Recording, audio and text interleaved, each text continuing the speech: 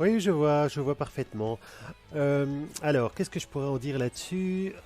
Donc moi, en ce qui me concerne, j'ai essayé différentes méthodes et j'ai proposé mes textes sur Scribd.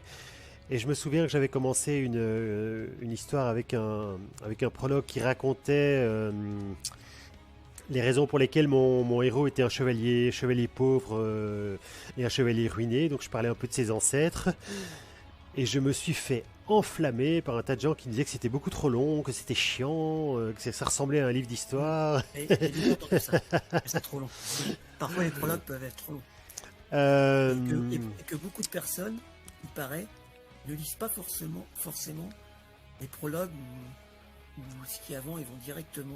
Ils vont directement au premier chapitre, C'est ce que j'ai entendu dire beaucoup. ce qui n'est pas... J'ai une expérience personnelle là-dessus, si Oui, je...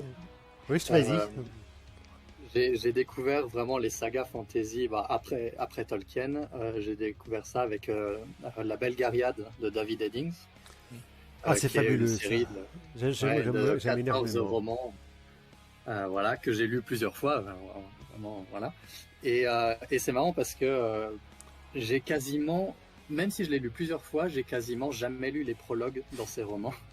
Ah oui, vous voyez.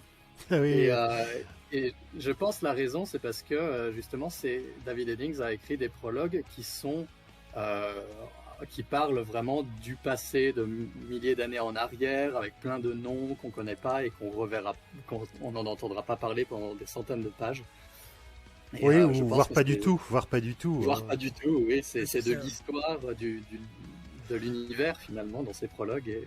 Et en fait, ça m'a jamais accroché quand j'étais jeune. Bah, C'est ça qui est compliqué en fait. moi, je vous avoue que, Pardon, excusez-moi. que je lis les prologues quand même, parce que je suis vraiment un passionné du background d'un peu tous les univers, donc même en sachant qu'il n'y aura peut-être rien du tout sur ces prologues-là, le simple fait de les relire, quelque part, ça nourrit un petit peu mon imaginaire, et c'est peut-être à cause de ça d'ailleurs que j'ai fait des débuts un petit peu trop longs.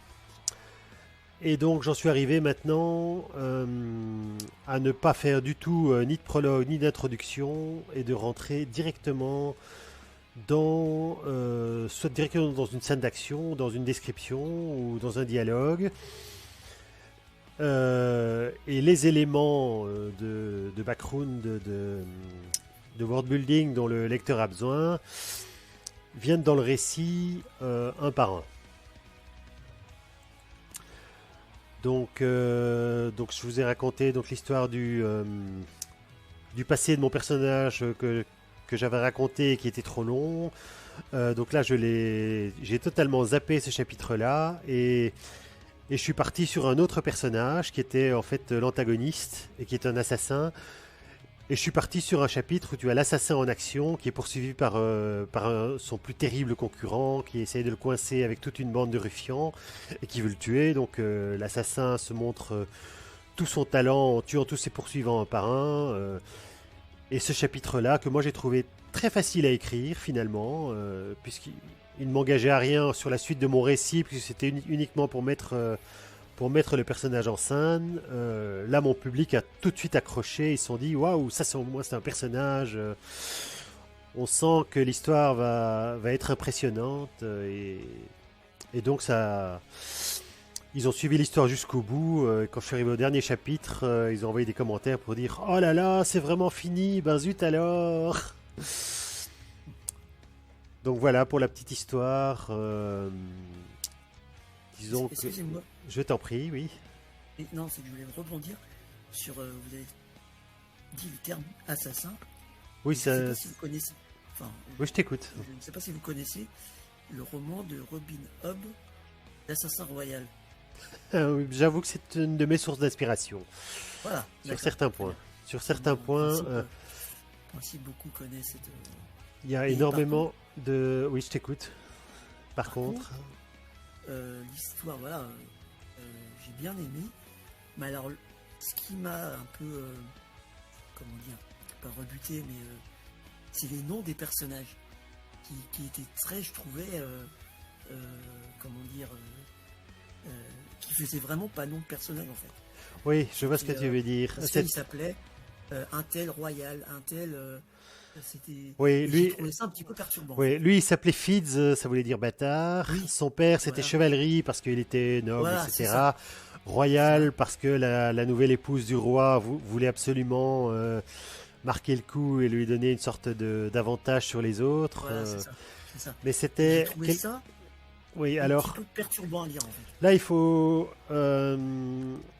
c'est un peu un choix de l'auteur d'avoir... Oui, ah bah, complètement. parce que Oui, ce que je veux dire, c'est que ces noms, finalement, ils ont une cohérence par rapport à la culture dans laquelle on se trouve. Et ils font oui. partie du world building. Par exemple, bon, tous les personnages qui appartiennent au royaume des six duchés, ils ont tous des noms comme ça, des noms d'adjectifs ou bien des Voilà, noms c'est ça. voilà, qui ont une signification, alors que la princesse du royaume des montagnes, si je ne m'abuse, elle s'appelle Ketriken. C'est un nom Africaine. qui n'a pas de nom de signification particulière. Donc là, c'est clair que voilà, c'est un choix qui correspond à une partie de son univers. Donc voilà, ça n'a Mais, pas. Mais c'est vrai que ça peut être perturbant. oui, c'est vrai que enfin, personnellement, j'ai trouvé ça. Bon, après, dans l'histoire, on s'y fait parce qu'à force. Oui, et Mais puis il faut se dire aussi quelque part que nos propres façons de nommer les gens, quelque part, eux aussi, ils ont nos prénoms et nos noms de famille. Ils ont tous une signification. oui, ah bah oui, entièrement. Oui, Donc, complètement. même si on les a un petit peu oubliés, si on les met sur le côté, ils ont. Voilà, hein, donc moi, mon vrai nom, c'est Pierre. Bah, Pierre, ça correspond au disciple qui a bâti une église. Les noms de famille, c'est un peu pareil. Ils ont tous un sens. On l'a un petit peu oublié. Ben, tout comme tu as fini par oublier l'origine des noms dans l'Assassin Royal. Quoi. Voilà. Voilà, c'est ça. Voilà. Une dernière chose que je voulais dire quand même sur les assassins, c'est que euh, j'ai lu énormément de romans de fantasy donc sur le nombre. Il y en a bien peut-être une bonne demi-douzaine dont le personnage principal ou un des personnages principaux ou l'antagoniste est justement un assassin et on revient assez souvent sur sa vie quotidienne et ses tribulations. Donc, disons que j'ai eu pas mal d'inspirations différentes pour mon personnage assassin et ça m'a permis de le planter assez rapidement et d'en faire un personnage qui a été très apprécié en tout cas par les lecteurs de Scribé. Euh, D'accord. alors, j'allais vous dire un petit mot sur Audrey donc, et son roman. Et oui, effectivement, c'est tellement classe un assassin. Ça. Surtout avec Assassin's Creed, dont j'ai repris l'illustration pour Scribé, justement, sans savoir d'où elle venait. Donc, je vais revenir donc, sur Audrey Legrand et son roman Archael. Donc, elle a un style d'écriture qui est très fluide et beaucoup d'imagination pour planter son personnage, ses décors, etc. Mais par contre, elle a commis l'erreur de mettre une quantité énorme de world building dans son prologue, dans ses premiers chapitres, et pire encore, dans son action et dans les dialogues. Donc, pardon. Oui. Et donc, là, pour le moment, j'ai eu une discussion avec elle à ce sujet-là et je lui suggérerais très fort de faire d'énormes coupes dans ses premiers chapitres pour qu'ils soient plus fluides et plus lisibles. Euh, alors, par curiosité, je vais, si vous voulez bien, vous proposer un début de chapitre que j'ai écrit sur Scribé et je vais avoir j'aimerais avoir vos réactions en direct ou presque. Et c'est la suite de mon premier roman sur les assassins, donc Donc il devrait peut-être...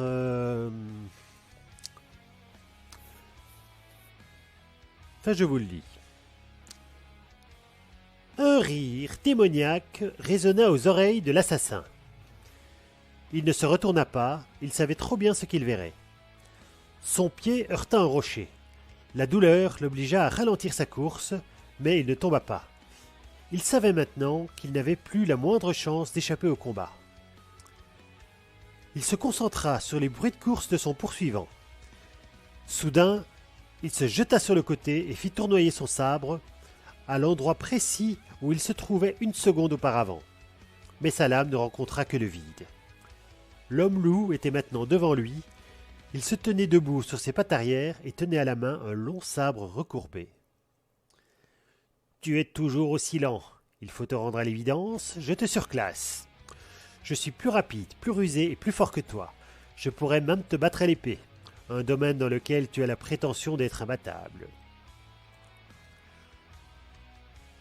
Que pensez-vous de cette entrée en matière ?